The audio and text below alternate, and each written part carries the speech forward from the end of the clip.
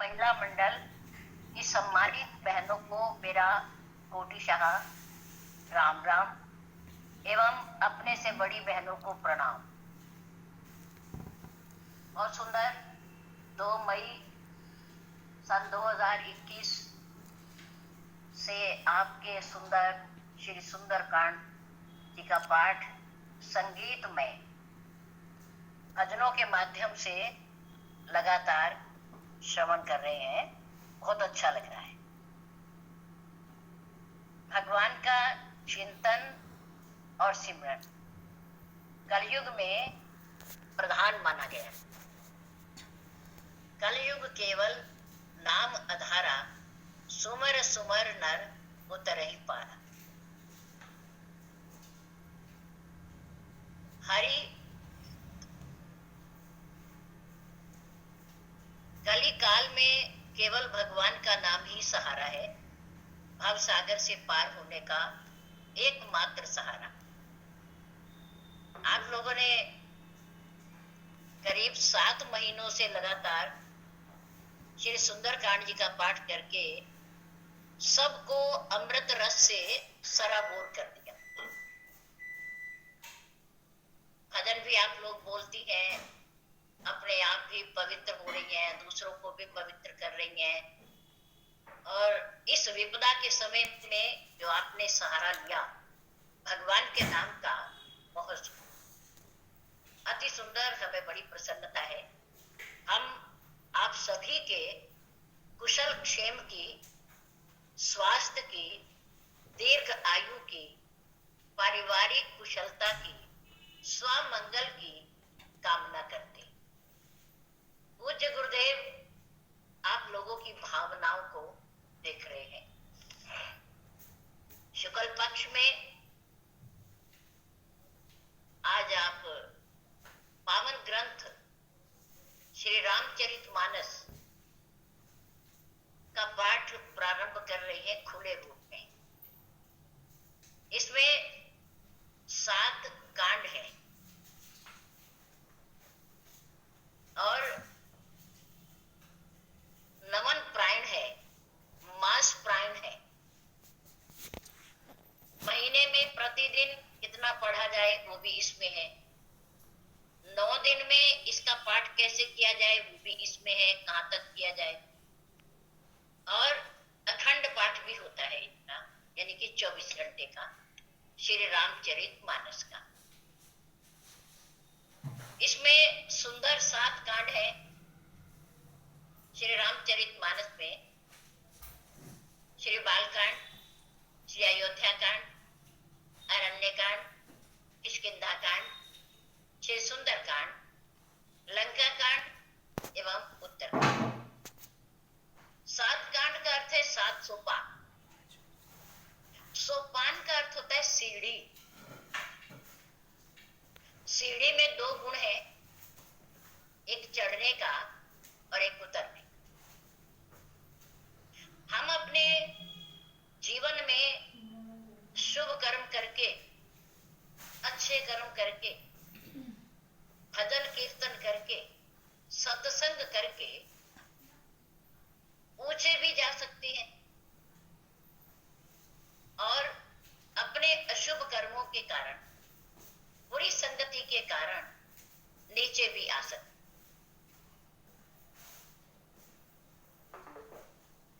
ये 7 सोपान 7 लोक माने गए हमारे शास्त्रों में। सप्ताह में 7 दिन होते हैं। 7 लोक, 3 लोक ऊपर, 3 लोक नीचे और एक मध्य में, ये मृत्यु लोक जिसमें हम रहते हैं। अच्छे कर्म करके ऊपर के 3 लोक हम प्राप्त कर लें और अच्छे कर्म ना करके, बुरे कर्म करके, बुरी संगति में पड़कर दुर्भाग्यवश हम नीचे लोकों में भी जा सकते। ये 7 सोपान हमारे और आपके देश, समाज, परिवार और जनमानस तीनों के कल्याण के लिए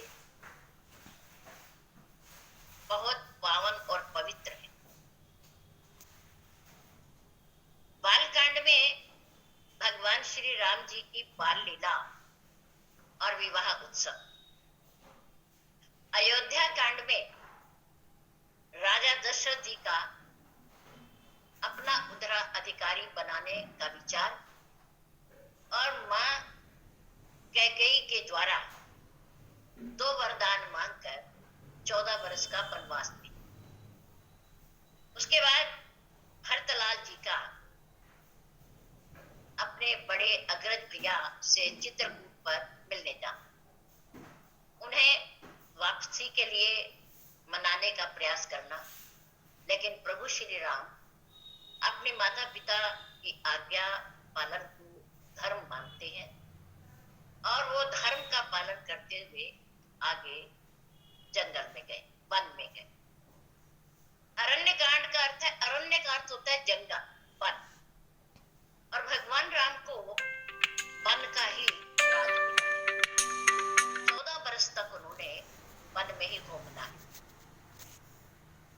अरण्य कांड में सुंदर सुंदर लीला भगवान ने देवता, मनुष्य, महान पुरुषों को आनंदित करने के लिए जिस कार्य के लिए भगवान राम आए, उन्होंने वो लीला प्रारंभ की अरण्य कांड से।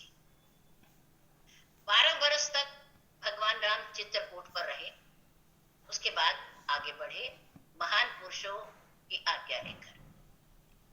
उसके बाद किष्किंधा कांड, मां शबरी से मिलन,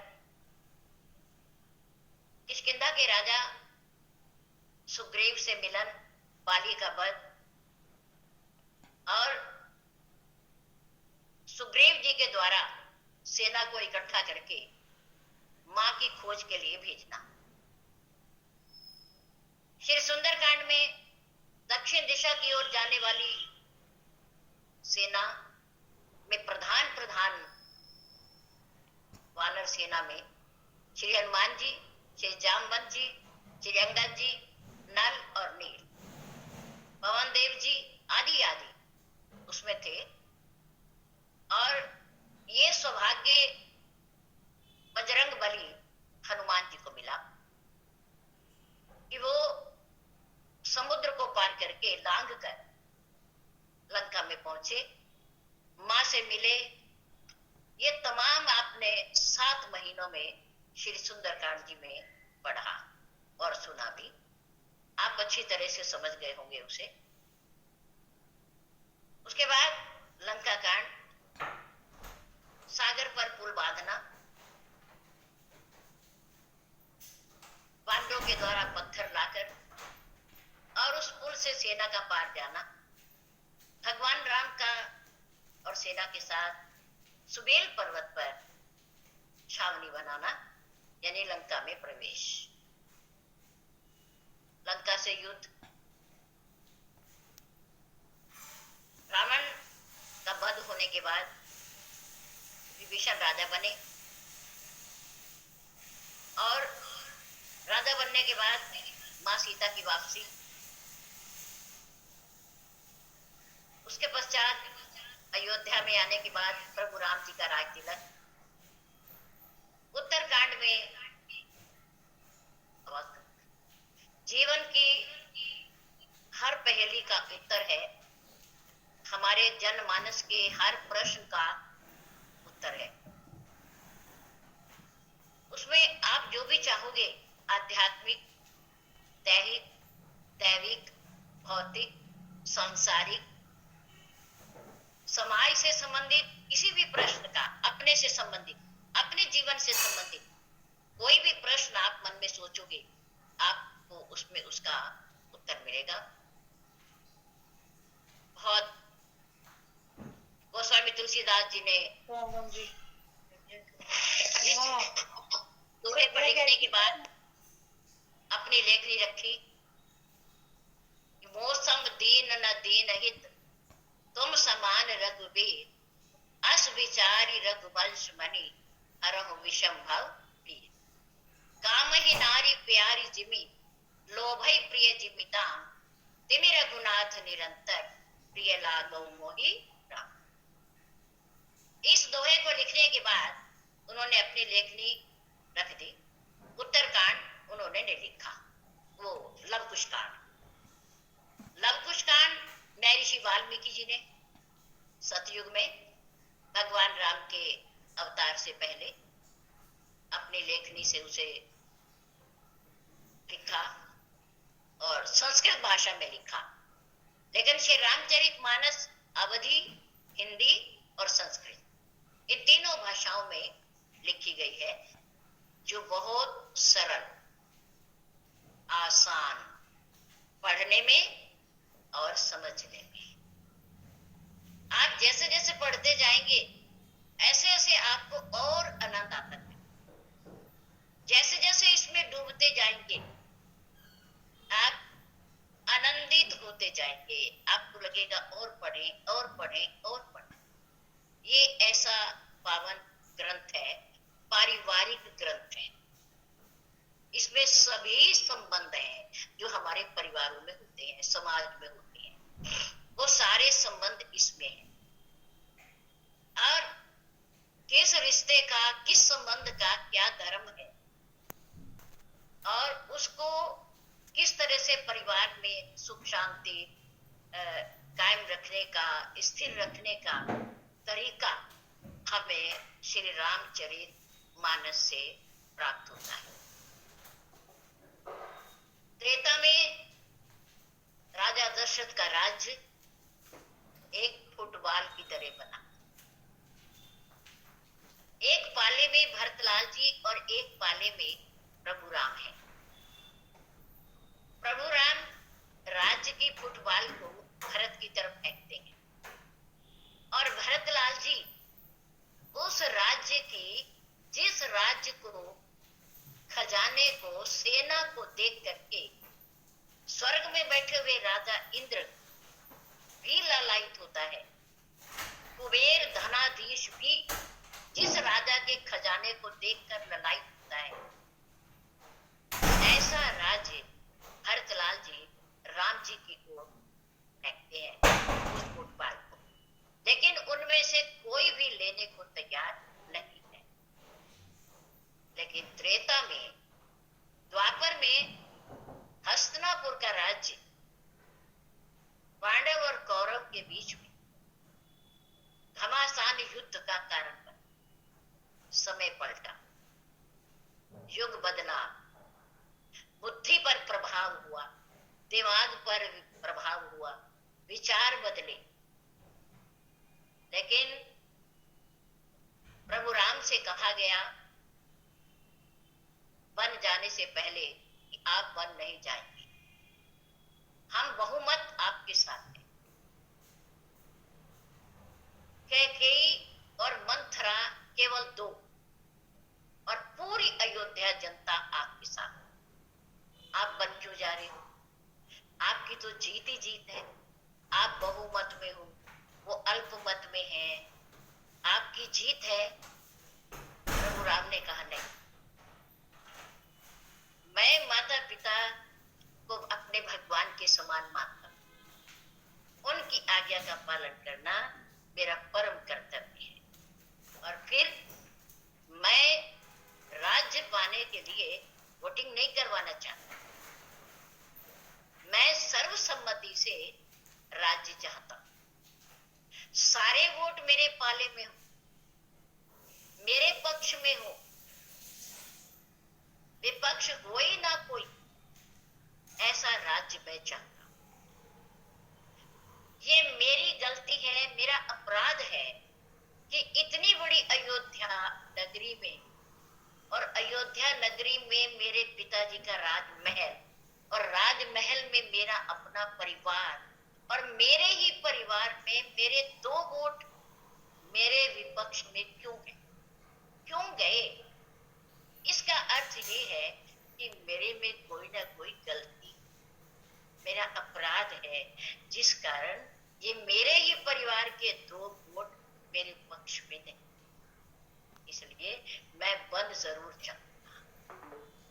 मैं अपने महलों के आंगन में दीवार नहीं चाहता, दीवार नहीं चाहता। मैं चाहता हूं एक ही आंगन में हम चारों भाई खेले, खाया और एक ही गुरु के पास हमने शिक्षा प्राप्त की। अब हमारे दो घर आंगन नहीं होने चाहिए, एक ही आंगन रहना चाहिए। इसलिए मैं वन स्वरूप चाहूं।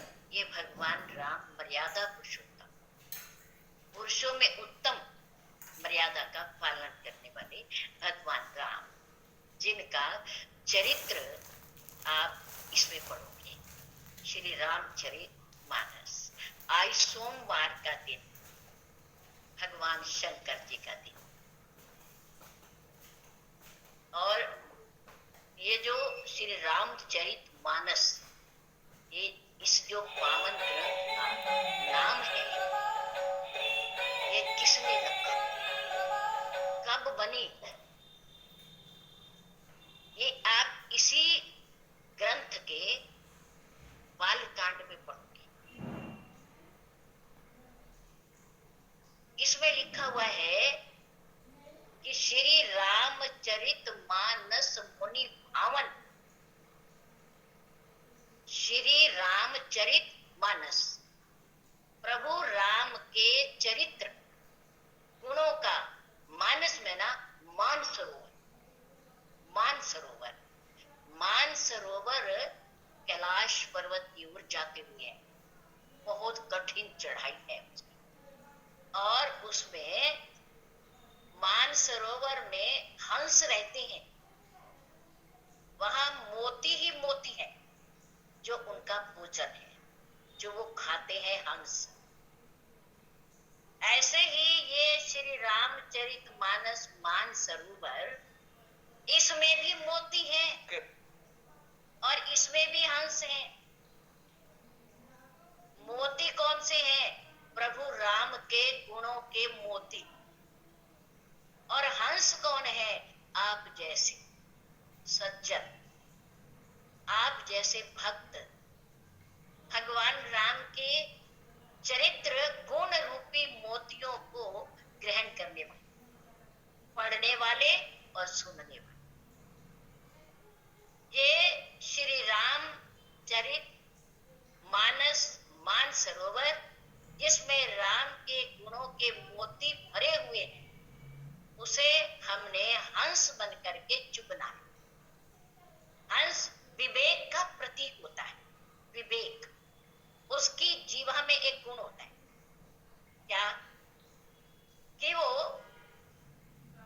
दूध और पानी में से अपनी जीभ से पानी को उठा लेता है, दूध को उठा लेता है और पानी को छोड़ देता है। विवेक, ज्ञान।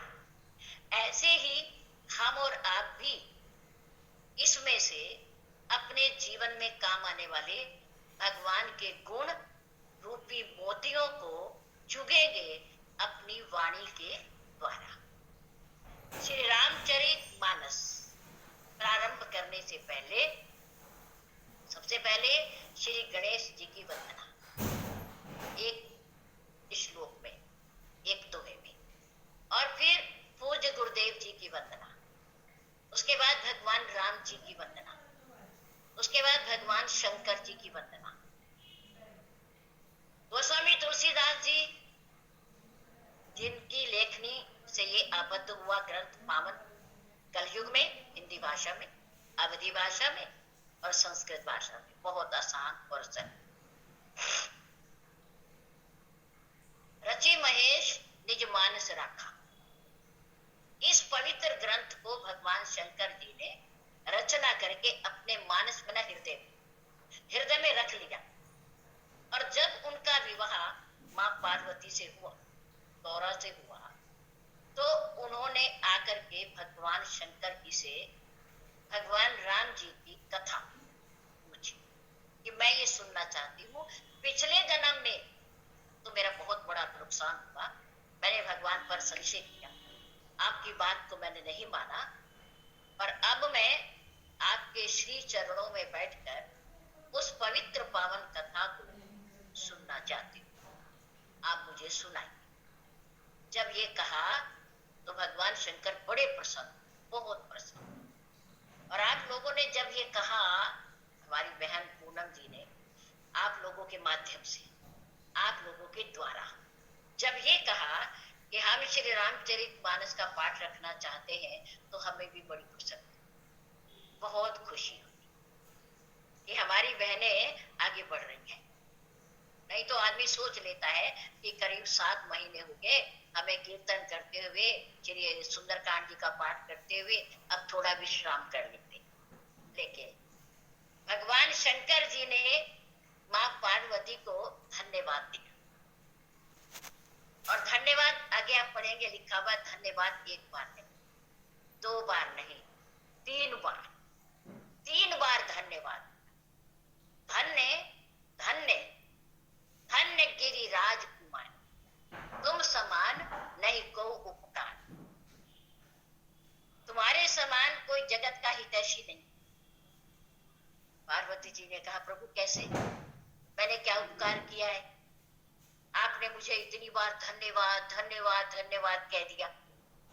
तो भोलेनाथ जी ने कहा कि आज तुमने जो प्रश्न किया है ना, उस प्रश्न को सुन करके मेरे हृदय में बड़ी प्रसन्नता, उल्लास, मेरे रोमांच खड़े हो गए, और मेरे मुख से अपने आप निकल आया कि धन्य धन्य गिरिराज कुमारी, तुम समान नहीं को उपकारी। क्यों कि पूछ्यो रघुपति कथा प्रसंगा, सकल लोक जग पावनी करना। ये मेरे मुख से जो राम कथा निकलेगी, ये गंगा का प्रवाह बह करके निकलेगा, और जो पूरी दुनिया को पवित्र करेगा, पावन करेगा।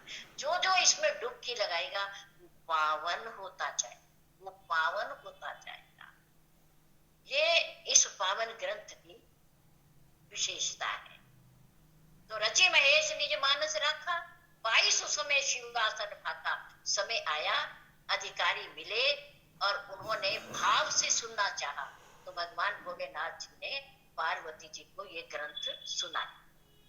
4 लोग इस ग्रंथ में वक्ता भी हैं और श्रोता भी। सबसे पहले भोलेनाथ जी वक्ता है, पार्वती जी उनकी श्रोता है। नंबर 2 पर त्रिवेणी के घाट पर बैठे हुए याज्ञवल्क्य जी ऋषि मुनि, वो वक्ता है और उनके श्रोता है महर्षि भारद्वाज जी। उसके बाद नीलाचल पर्वत पर बैठे हुए कागभूषुंड जी वक्ता है, और उनके श्रोता है पक्षियों के राजा गरुड़ जी, उनके श्रोता है। और चौथे वक्ता है गोस्वामी तुलसीदास जी। उनका श्रोता कौन है? वो किसी को नहीं सुना रहे, दुनिया वालों को नहीं सुना रहे, वो अपने मन को सुना रहे, अपने मन को सुना रहे हैं। राम भज रे सठ मना, हे मेरे मूर्ख मन, राम का भजन कर, राम का चिंतन कर, राम से अपनी लौ लगा, जिससे बेड़ा पार होगा, और किसी की तरफ मत देख। प्रभु का प्रेम ही सच्चा प्रेम है, यही भाव से पार करता है। बहुत सुंदर ऐसा श्री रामचरित मानस महर्षि वाल्मीकि जी ने लिखी है। रामायण रामायण और गोस्वामी तुलसीदास जी ने रचना की है श्री रामचरित मानस की। रामायण क्या है? 2 शब्दों से बना है, राम जमा अयन, राम जमा अयन। अयन का अर्थ होता है घर, राम का घर रामायण। और श्री रामचरित मानस, श्री राम चरित भगवान राम के गुणों का मान सरोवर, मान सरोवर।